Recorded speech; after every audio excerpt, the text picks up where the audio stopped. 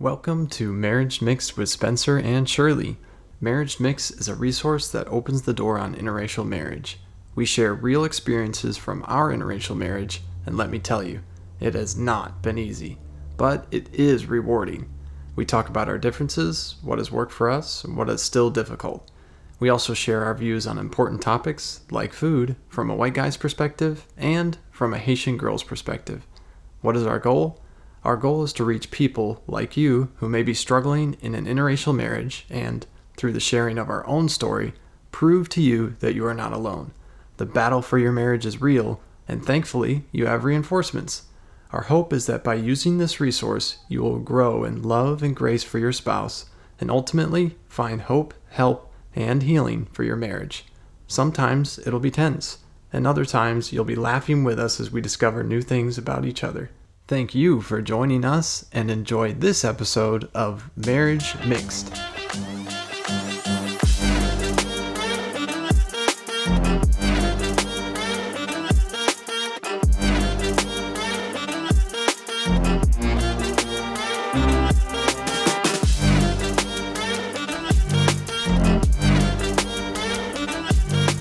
Welcome to Marriage Mixed with Spencer and Shirley. Hi, Shirley. Hi, Spencer. Today we'll be talking about parenting. We've been doing a lot of thinking, so this is kind of a one-off episode before we launch into something new. But we wanted to talk about what we're dealing with, which is parenting lately. Before we get into parenting, we're gonna start with a question that you can ask your spouse. So the question is, what do you want your kids to remember you by? Like, what do you want to say? Like, my dad did this. I feel terrible instantly. I feel like... Just what do you want your kids to remember you by? Like, I can start if you want. Go ahead. So like I told you before, I want, my kids to be like, oh, my mom, every time she cut a rotisserie chicken, she let us have some of the meat, like, while she was cutting it. Or my mom was strong. Like, my oldest child called me strong, like, last week, and I was like, thank you, because, I work out, so it's nice to feel strong. Or, like, my mom let me, like, help in the kitchen or be in the kitchen with her when she was cooking or whatever. My mom made cookies, good cookies, or whatever, stuff like that. My mom loved God. That's always the goal. Those are sweet things that you want to be remembered by. For myself, I want to be remembered as having integrity, and being brave, loving them, and genuinely taking time to be with them. In whatever they're doing. That's hard. I feel like I'm not doing that very well, but that's definitely what I want. When you said the question, it just hit me like, I don't know, that I'm probably not doing a great job. I feel like my kids will remember me being angry or impatient or just not having time for them. So that's hard. What are some things that you are doing a good job with? Like, I don't know. We can't, like, this is real life, so we can't have 100% of our attention on them all the time. What are some things that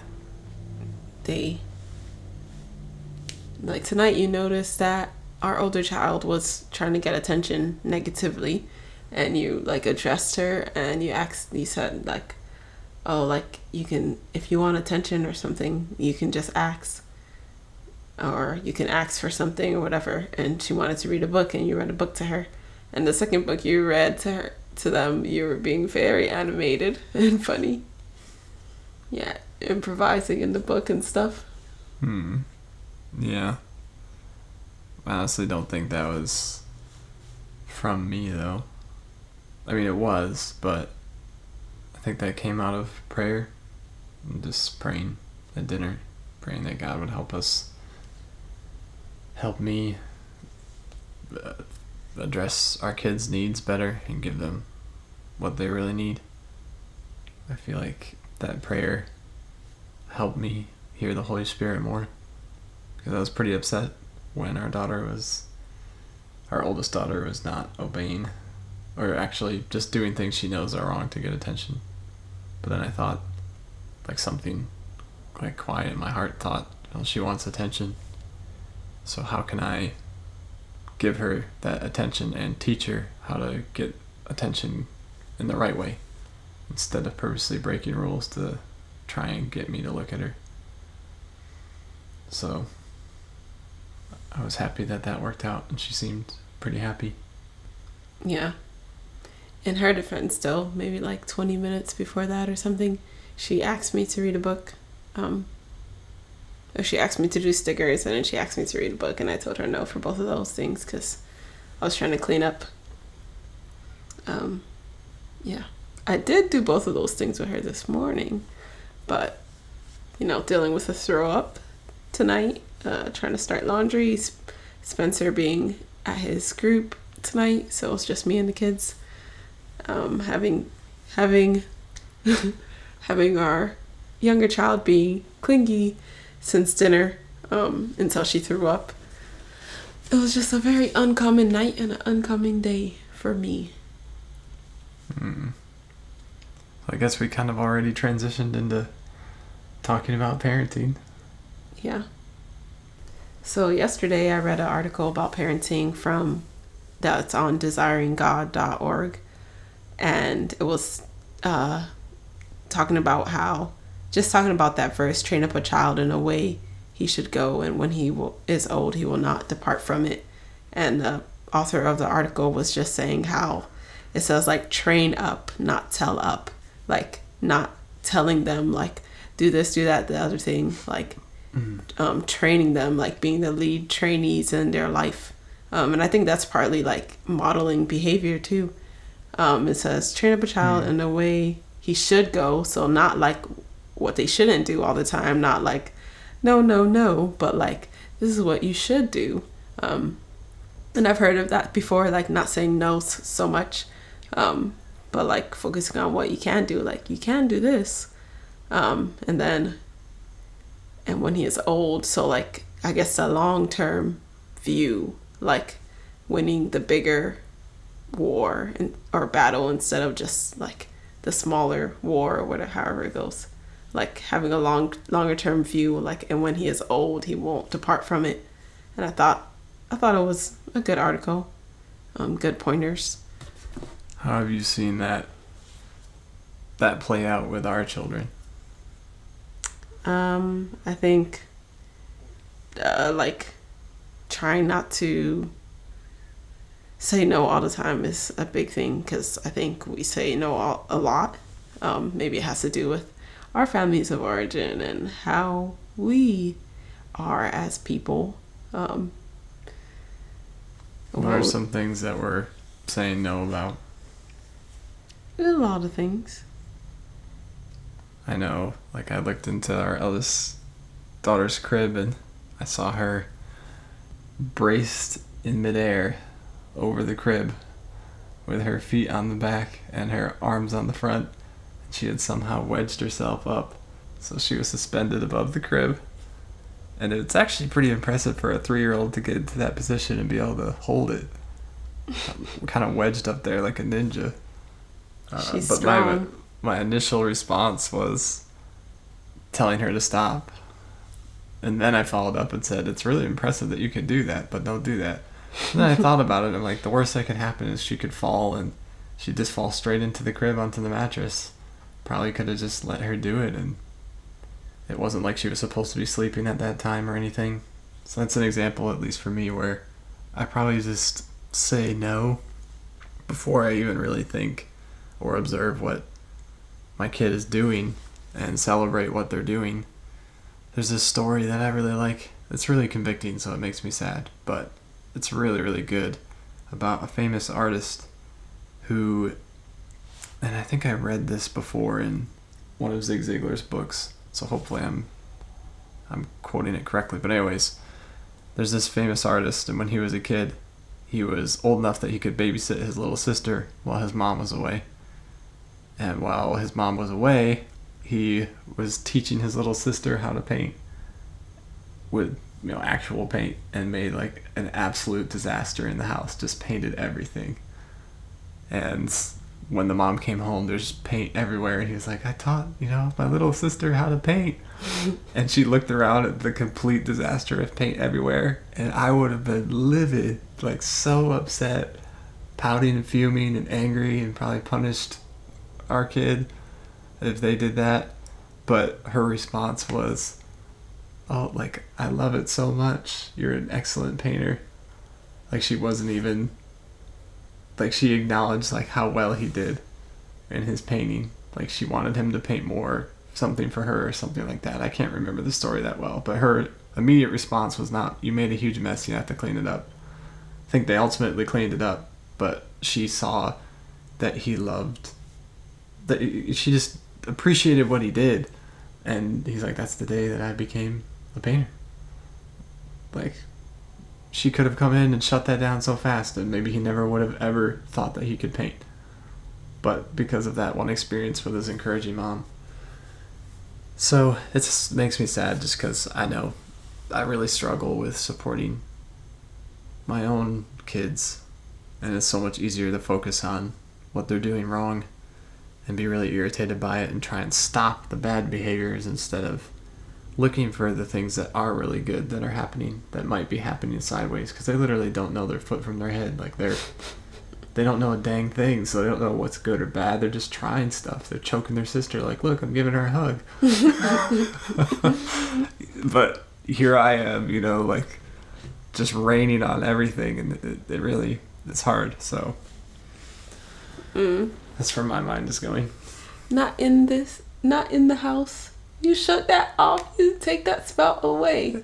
And when mother does not like a thing, it's O-U-T, it's out. For those of you who are thinking we're extremely strange, this is a book from Dr. Seuss. Yeah. What is it called? I wish I had duck feet. When mother does not like a thing, it's O-U-T, it's out. It's a cute book. It's a good book. Yeah. But it's good.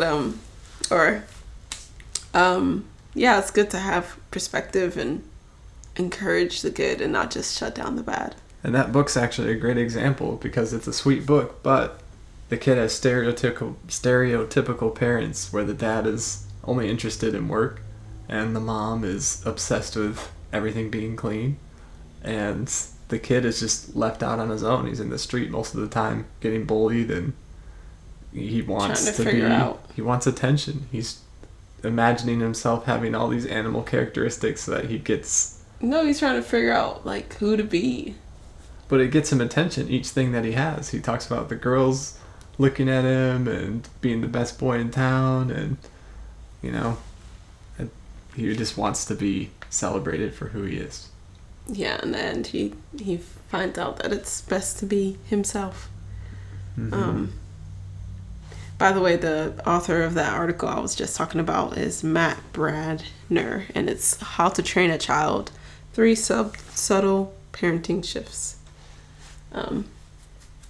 Yeah, I think it's good I think something I can do more is just positive reinforcement. Positive reinforcement goes a really long way. It's like really easy to like say when a kid does something bad, but it's like harder to like encourage the good. It's almost like tricky to even encourage the good, because sometimes if you encourage the good and be like, oh, you're doing well, they kind of snap out of it, and like they're not in their quiet moment on their own anymore, and they're like trying to come back to you, or whatever. But yeah, it's really good to like, you probably go farther positively saying like, wow, you did that so well, or you're doing so good, than you do reprimanding. Like, for example, if you're trying to get your kid to stop sucking their fingers, like, you'll probably do way better like telling them like, oh wow, you're doing such a great job not sucking your fingers, like, and like giving them positive like stickers or whatever, than you would scolding them or whatever.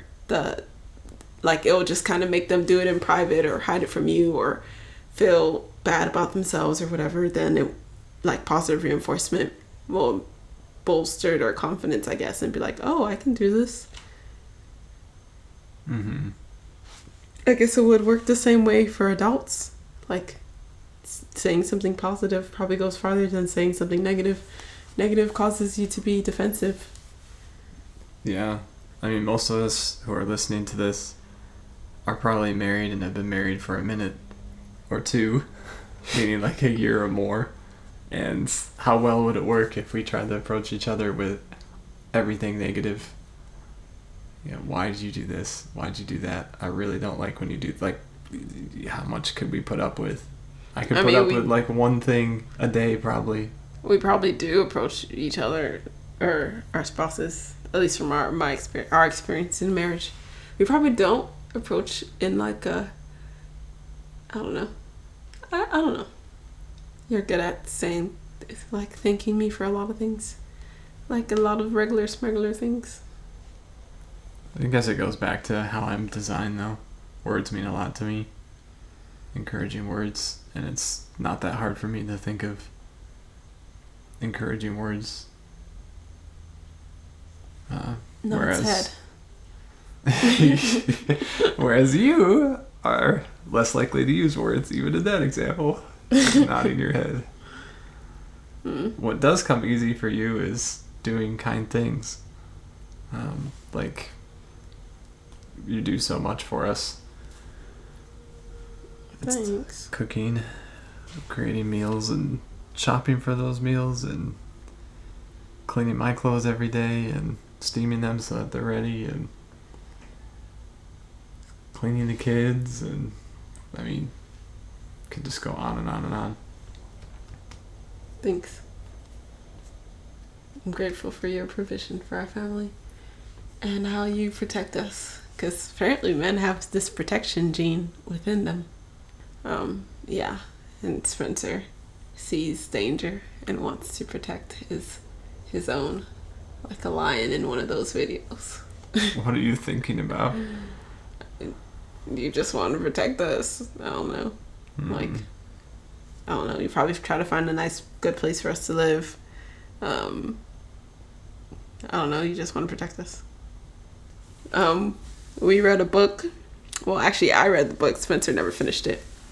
By Cynthia Tobias, called "You Can't Make Me, But I Can Be Persuaded," and it's a book for like parents of strong-willed children. And I think it had good insights for if you have a strong-willed child, because it's not easy. If you have a strong-willed child, if you never even thought you had a strong-willed child, but me saying strong-willed child makes you be like, oh, we might have a strong-willed child. Light bulb. Yes, it's not easy having a kid with a strong will, and their strong will can seem like come to the surface like when they're so young, like under 2 or something. Was it under 1? Like before she turned 1 or before she turned 2? Also, our first child is very smart. Maybe that goes with the strong will. I don't know. So she was kind of advanced with a lot of things. But yeah, had good insights. I should probably reread it. There's a lot of stuff that I don't think we do that is good. Like, it talked about how you should have a relationship with your kids that they want to like keep. Like they're not gonna obey you if like when they're obeying you, it's not like the relationship is that great anyway. Like have a relationship that's worth it, basically. So don't just try to like ask for obedience, but you're not even like involved or doing things they like or whatever. I think it also talks about positive reinforcement. Like that's where I got it from. Like, don't just talk about what they did wrong, but tell them what they do that's right. I think for our child, something that would, and every kid will be different, but this is probably applies to a lot of strong-willed children, would be giving choices as much as possible. That's something that's really sticking out to me for our eldest little girl. Giving her choices, and like real choices. So that'll be hard for me because I still want to control a lot of stuff, but like giving her a genuine choice that gives her dignity will go pretty far.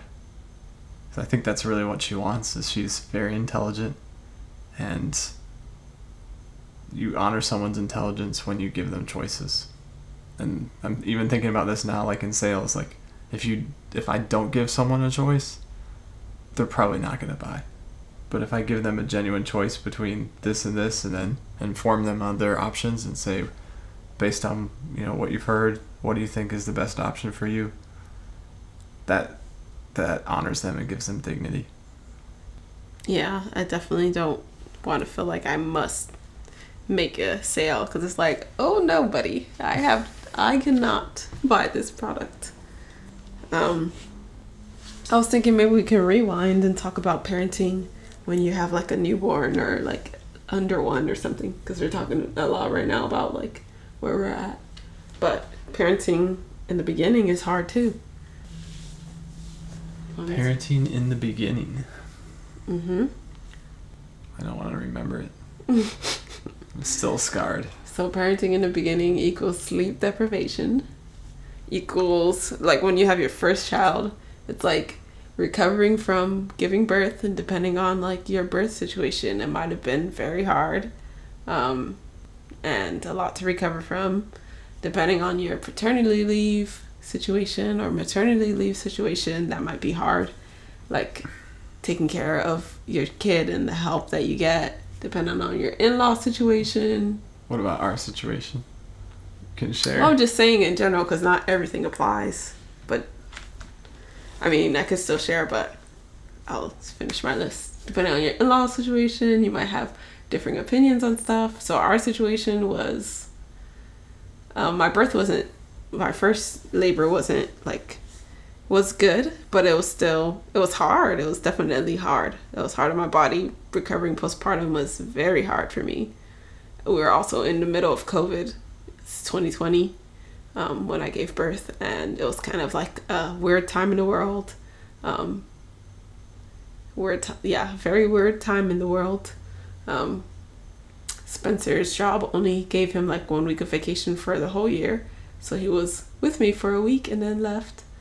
It was hard to figure out sleep. We weren't prepared for that. And then I would say like you might have differing opinions on stuff, so you guys might have done stuff differently. Like you came from families where they done stuff differently, so you're coming with like 2 different ways of doing things. You might have 2 different opinions on things, and you have to like figure that out together, and that's hard to do. And I think for me, sometimes it was like, this is not like necessarily about me, this is about our child, and I want the best for our child. And we fought hard for like certain different things. And let's not forget that we were sleep deprived for like 5 months. And that is difficult. Yes. I think that probably the interracial piece played into how we want to raise a kid, and having very strong opinions with how to do that. Like, just throwing it out there in white culture, at least in the culture that I grew up in, the cry it out method was what people do. And that's a very controversial thing. There's different ways to sleep train a baby. I know that created a lot of tension about opinions on that. Opinions on what to purchase, what not to purchase, from a very conservative background where everything we bought was used, and you wanted some new items, which is okay, but it's like very hard for me to swallow with my background. Like, how am I going to spend so much money on this when I can get one for literally 1/10 of the cost? And it's just hard. Yeah.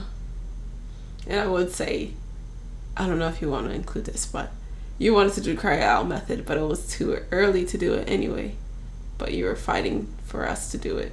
Well, I was dying. And in my defense, I was literally dying. And our kid would have died if we let them cry it out that early. So the way if you do want to do the cry it out method, you can't take care of the child. There's 2 parents though, but you can't do the cry it out method too early. They have to be old enough. At a certain point, they need to keep eating throughout the night, keep responding to their needs. And at a certain point, I think maybe after 3 months or something, 3 to 5 months, or reach a certain weight or whatever it is, then you can consider different sleep training methods. But in the beginning, suffer. But I wasn't thinking about the money thing. But yeah. Yeah, I think different backgrounds definitely plays into it. For sure. Because we bring like our whole family and pieces of our culture with us, and then try and combine them, and they're so different they don't fit. And it's really hard when you're trying to do that with the worst possible platform of sleep deprivation. Yes. It's literally, oh my gosh. Yeah, so being hard. sleep deprived is not fun. It makes you argue way more easily. You have less patience. Like, you probably forget stuff. You're probably falling asleep while you're driving. It's a whole lot of stuff. It's not fun. Performance at work. I remember getting called into a meeting and just like not even knowing what's going on. I was like half asleep, saying inflammatory things about people. They're like, why don't you want to work with that person? They're lazy. They're looking at me like, what? No filter. Your filter is asleep too. Or your filter is asleep. Also, you might have like opinions from different people coming in. Like, you might have opinions from, like in-laws. Yeah, like this in-law is telling you do this in-law is telling you do that, and you know, it's hard. Like, it's like your turn to raise a child. Like, you might not have, even though they're well-intentioned and want the best for you, you might not have asked them what their opinion is, and you might not want to do what they want you to do, or I don't know, you just want to figure it out yourself. You want to figure out with your spouse, and that's hard to navigate too, like in-laws, like yeah, things that come in from other people's opinions. Mm-hmm.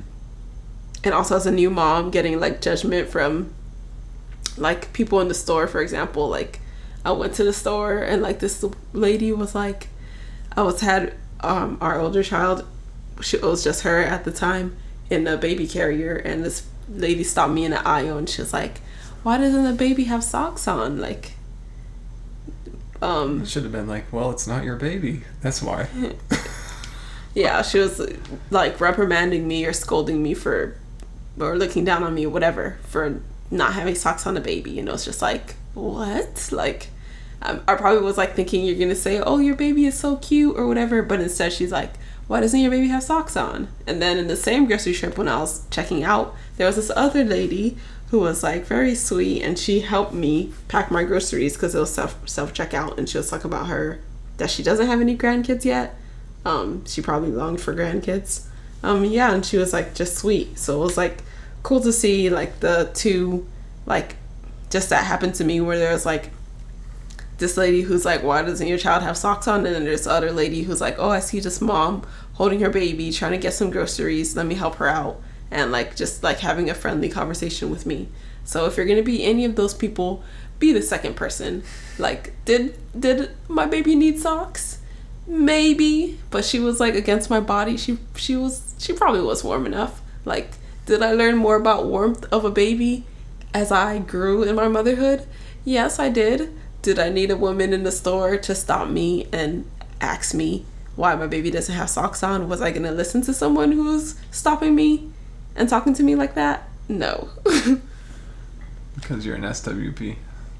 Like, who is gonna listen to someone who's like comes up to you and tell you like why? Or like, if I see someone not handling their kid well in the store, like me scolding them, is that gonna help them in a moment? No. You know. Guys, so something that I noticed after having a kid is how intimately related women are to their maternal instinct. Basically, maybe Shirley can share from a woman's perspective, but from a guy's perspective, you and I know what it's like to have machismo or be competitive with another guy whether it's working out or just anything. It's like you want to one up the other person. I've never seen that in women until it comes to mothering, where they all have an opinion and it's the best opinion there is, and they will like fight each other to prove that point.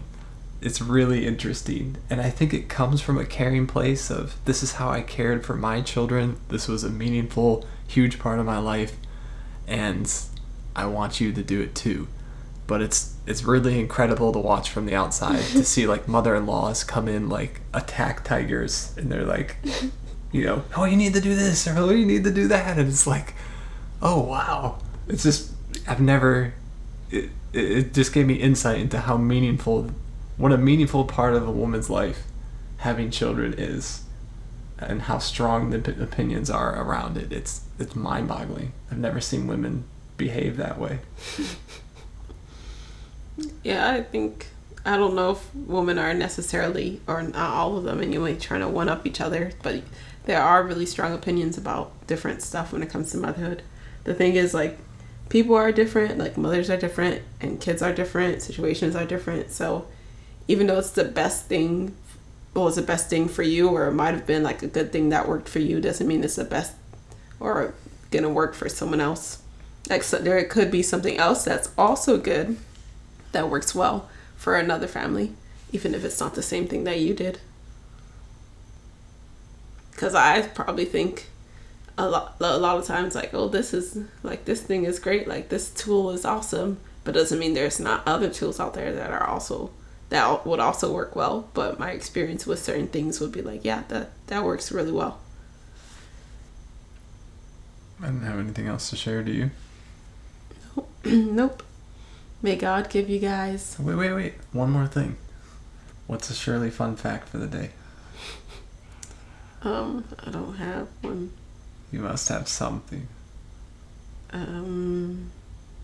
Oh, if you're going to make a dessert with coconut in it, shredded coconut, roast the coconut first. Roast the coconut first, because it adds to the flavor of it. So the one way you can roast coconut is by like putting it in the oven in a thin like even layer at like 325 degrees, and just like put it in, but set a timer for 2 minutes and keep tossing it over and over. Like, set a reoccurring timer for 2 or 3 minutes until it gets to the color that you want it to be. Maybe 2 minutes to be safe. And it makes the flavor be much better. Just like if you roast nuts or something, roasting stuff brings out the flavor, is what I've discovered in baking. Except oatmeal. I mean, you liked it, didn't you? Oh, well, like roasting like nuts, roasting coconuts, roasting probably like macadamia nuts or something. Not that I've roasted that many stuff, but in videos I've watched. But I was gonna say, may the Lord give you guys like understanding for each other's stories, understanding for where each other are coming from. May God give you guys wisdom. May He help you guys do this together. Like, may He help y'all navigate the hard things together, even if y'all come from two different sides. God gave you guys, God gave me, Spencer, and all of y'all, hopefully. Well, not hopefully, if you don't have it, and that's how God wanted it to be. 2 ears and 1 mouth. So listen, listen twice as much as you speak, is what I heard on a podcast this week. Amen. Thanks for joining us. Be sure to tune in. We will be back soon. Or not so soon. I don't know. We don't know. We'll be back sometime. Keep listening. Maybe. Possibly. Oh, and contact page on our website. Please, if you have thoughts, suggestions, things you're enjoying, we would absolutely love to hear from you. We see you guys listening. There's approximately 50 to 60 of you all out there right now. Leave us a review if you want to. Sure. We'd just love to hear from you. And if you don't want to, that's all right. I don't leave reviews. I've never left a podcast review. That's fine. Thanks for adding that, Shirley. Very. Thanks for joining us, y'all. Have a good one.